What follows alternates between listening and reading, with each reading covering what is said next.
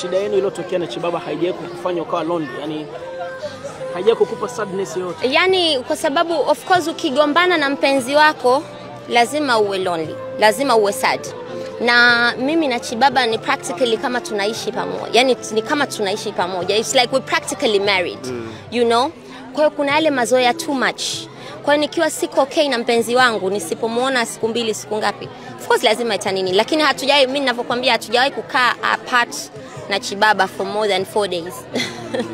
Yani tutagombana tokea tumeanza relationship. Tutagombana, lakini tutagombana tutakaa apart maybe siku 2, ya 3 tumeshapatana. Kwa hiyo ni vitu ambavyo ni vya kawaida vinatokea katika maisha ya mapenzi. So it shouldn't be surprising. Nani mara nyingi wanasuluhisha mahusiano yenu? Mara ya kwanza wakati tunaanza mahusiano ilikuwa ni watu wetu wa karibu sana sana, atakuwa labda dada yangu au labda mama yake au labda rafiki wa karibu vile kina Natalie BSN. Una wivu sana. Mimi na wivu? Ndugu yako hujawahi kumsikia wivu wake? Kwenye kusema watu wanawasuluhisha. Mimi wala sina wivu.